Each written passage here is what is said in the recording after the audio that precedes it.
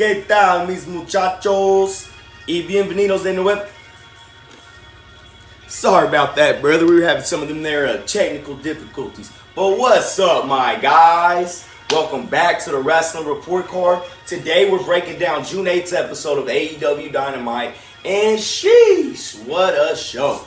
For those of y'all that don't know, AEW is going to be competing head-to-head with New Japan Pro Wrestling at the upcoming pay-per-view known as Forbidden Door. Now, both of these companies are loaded with talent. And I tell you what, I'm happier than Amber Heard walking down the laxative aisle at the Piggly Wiggly. Not only do we have a 21-man Battle Royale to start the night, you had the AEW Women's title on the line, plus the unveiling of AEW's brand new All-Atlantic Championship belt that will hold a stacked 8-man tournament to determine the inaugural champ. You also had not only the returning Hangman Page in his first match since losing the championship belt to CM Punk at Double or Nothing, but you also had Jon Moxley and Pac both in very physical matches of their own. And then you had a huge star from New Japan show up and debut on AEW with the sole purpose of showing the AEW roster just exactly who Daddy is. So hey, without further ado, buckle up your seatbelts and let's get to great. Real quick, if y'all haven't noticed, I done got fancy on y'all. I got some of that there music playing in the background. That's courtesy of my guy Bobby Knifehawk, aka Bust Down Bobby Yana. He's an aspiring musician, just moved down to Houston from OKC. We miss your partner, hope you're doing well. But hey, I got his socials posted right up here, man. His IG and his SoundCloud. Go give my guy a follow, man. He's really dope.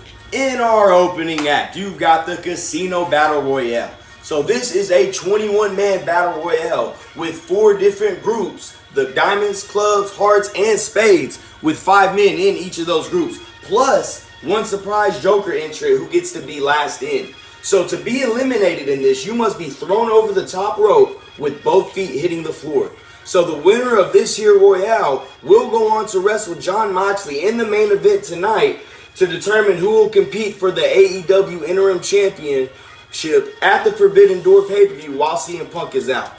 So we finally get all 4 groups out, and I mean, these guys came here to do 2 things. That's the 1, drink beer, and 2, kick some ass. And let me tell you what, these boys were about out of beer. Now, there are quite a few tag teams in this Royale, but as you know, there are no friends in Battle Royales. Keith Lee found that out the hard way as he was eliminated by his own tag team partner, Swerve. It really be your own people, man. Anyway, so we're down to about 12 or so guys when we finally get our surprise Joker entrant, who happens to be none other than the returning Andrade, and that is my guy right there. So anyways, back in the match, you've got Swerve. He's teaming up with Darby now, and Darby must not have been paying attention earlier, and that sucks for him because Darby met the same fate as Keith Lee as Swerve dropped him out of the ring. So we're down to our final 4, and you've got Rey Fenix, Wheeler Yuta, Andrade, and Kyle O'Reilly. So to get things going, Andrade throws out Phoenix, then Andrade gets eliminated. So we're down to the final 2, and just as it looked like the crowd favorite, Wheeler Yuta was getting the upper hand, O'Reilly hit him with a nasty looking dragon screw and ultimately threw him out to get the win. So now he will face Jon Moxley in the main event to see who will go on to Forbidden Door and compete for that interim AEW title. If I'm going to sit there and grade that, I'm going to give it a B-. Now, I don't know if it was just this crowd or what, but to me, for a Battle Royale, that just felt a little bit flat. With that being said, there was great in-ring action throughout this entire match, especially by my guy Rey Fenix. So after this, we get the exciting news that we're going to have a brand new championship belt in All Elite Wrestling. That's right, I'm talking about the new All-Atlantic Championship. So like I told you, there's going to be a loaded 8-man tournament to determine who the inaugural champ is. Now, instead of doing semifinals and finals in this, there's going to be a fatal 4-way from the winners of all 4 first-round matches to determine who the inaugural champ is at Forbidden Door. So I'm excited to see that. The first of these matches is going to be Pac taking on Buddy Matthews. Now, these are 2 of the best in-ring workers in the game, and they did not disappoint as these 2 just beat the ever-loving shit out of each other. Seriously, if you have like 12 spare minutes, go watch this match. Now, does this look like a face that would lie to you? Probably, but I ain't shitting you right now. Even if you don't have that much time today, just go look up Pac's Black Arrow finisher. It's one of the coldest in the game. Now, after a beautiful sunset flip roll through into a Liger Bomb by Matthews, it wasn't enough as Pac was able to land some hard-hitting offense, followed by that there Black Arrow to get the 1-2-3 and move on to that fatal four-way match for that new championship at Forbidden Door. I'm going to slap a B+ on that one. Great match, not only with the technical skills, but with the physicality as well. My only complaint is that I wish this would have just went a little bit longer. I'm in agreement with the fans who were chanting "Fight Forever" as these two were going at it. So we follow that up with Trent Beretta, who is part of the Best Friends group. He gets into the ring with a hot mic. And then he first lets us know that on National Best Friends Day, his best friends aren't even there with him. I mean, poor guy. He follows that up by calling out FTR. And let me tell you something about these boys. You call them out and they're going to show up. Beretta believes that his team deserves another shot at the Ring of Honor Tag Team titles because the last time Will Ospreay's bitch boys, as Dax Harwood described them, ran out and beat everyone up, causing the match to be a DQ.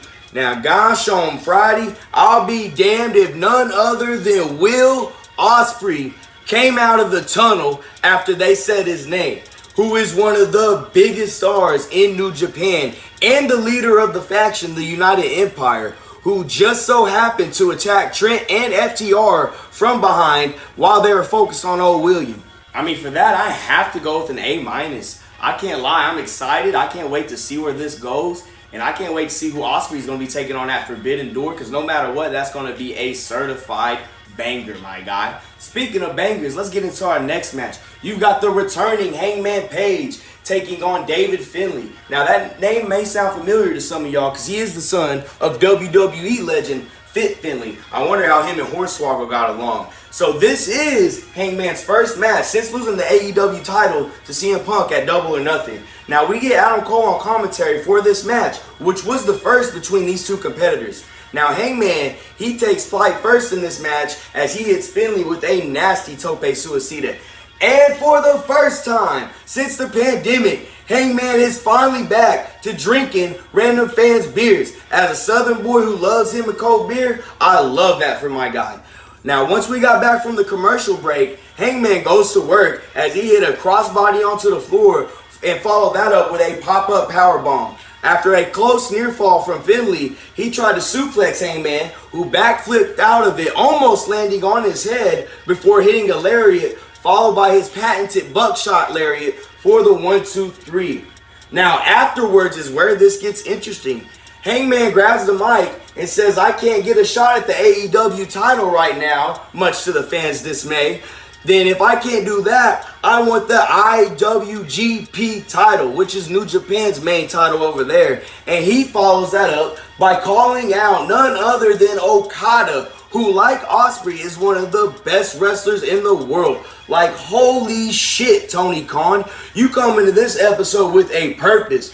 But that gets cut short as Adam Cole leaves the commentary table and gets on the mic saying that he deserves a shot at the IGWP title instead of Hangman.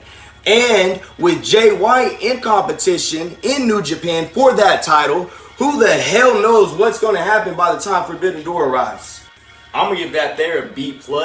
Again, we're just going to have to see where all of this goes. But no matter what match we end up getting out of all this, I guarantee that it will be a slobber knocker, okay? We get done with all of that, and then we get back-to-back entertaining segments. First off, we get Wardlow in the ring with Tony Schiavone, and he addresses the fact that he opted out of the Battle Royale. The reason he did is because he doesn't want an interim title. He wants CM Punk when he returns, and he wants to beat him for the AEW title. But the AEW title isn't the only championship that he's interested in, as he lets us know that he wants the TNT title. AEW, push my guy to the moon, because this crowd is 100% behind this big old son bitch. Then Scorpio Sky, of course, comes out with Dan Lambert and Ethan Page, so looks like we're going to be headed into that feud when Scorpio gets healthy. Now, after that, we get a backstage segment between the Hardys and the Young Bucks before Christian and the tag team champs, Jurassic Express, break in. And Christian goes on to challenge both the Young Bucks and the Hardy Boys to a triple threat tag team ladder match.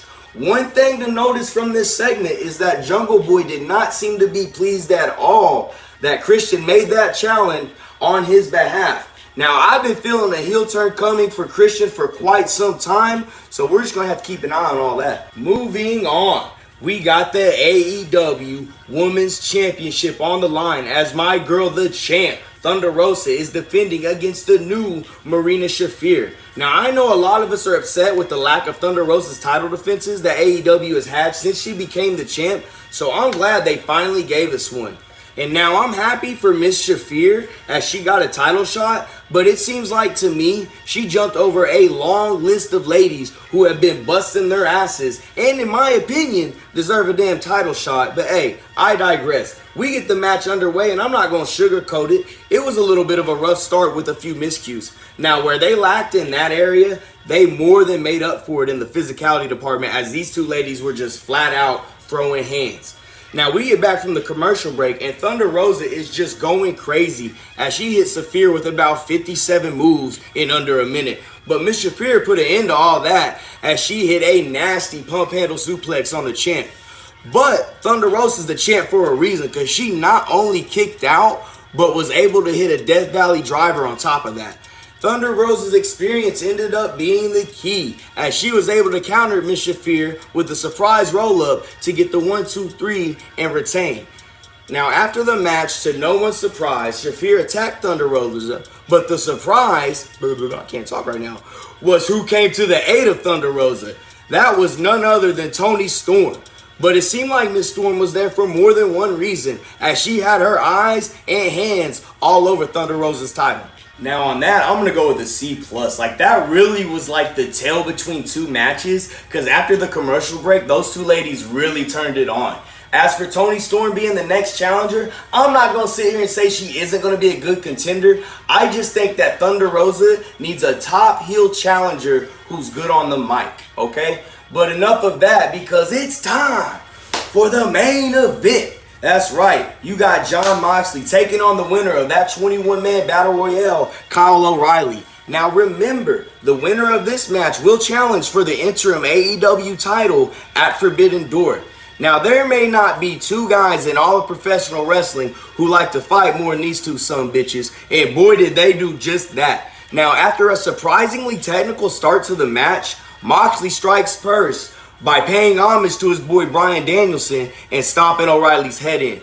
We then get into a slugfest, and one thing to keep note of is that Kyle Oreilly kept attacking Moxley's knee with multiple leg kicks and a couple of dragon screws off the ropes. We came back from the commercial break and these two were just beating the hell out of each other. Moxley then connected on a King Kong lariat that would have decapitated your average man. But Oreilly is no average man and somehow he was able to kick out. After a shocking and rare cutter from Moxley, he then went for his pile driver, but Oreilly somehow countered that into a leg triangle. Oreilly then beautifully transitions over to a knee bar, and Jon Moxley got out of it by literally punching poor Kyle right in the kisser. Mox then picks it up and finally gets to hit that pile driver. These two then started trading not only slaps, but suplexes and lariats as well. Moxley then applies that bulldog choke that has put down many a man. But again, Kyle Oreilly is no average man, and Moxley knows this. He goes on to pay homage to William Regal now by hitting the Regal knee before ultimately hitting his patented paradigm shift to get the 1-2-3. After all that, I'm going to give that finale an A-, like for real. What a great way to end the night. And I'm excited to see who Jon Moxley is going to be going up against for that interim AEW title at Forbidden Door. And don't forget, CM Punk, when he gets back, he's still got the real title. So the winner of that match is going to have to go against CM Punk, see who the AEW champ is. So I'm excited about not only the speculation there, but with who's going to be competing for the IGWP title, as well as who in the hell is Will Ospreay going to be going against. Oh my gosh, like this was a banger of an episode of AEW. I'm glad I sat there and watched it. I'll tell you what. With all that being said though, y'all know how the drill goes. We got all the grades in. Now let's take a look at the report card. After tallying everything up, we came out with a final letter grade of a B. That's right, in 87%. That's a high B. If I was giving that to my parents, I'd be calling that a B plus. But hey, whatever. We'll call it whatever y'all want to call it. Okay, I'm gonna put a B on here. Anyways, man, hey, once again, thank you everybody that did tune in today. Hey, let me know what y'all think. Let me know how dumb y'all think I am down in the comments below. Hit me with a little subscribe if you haven't already. Other than that, man, I want everybody to be safe out there and have a nice day.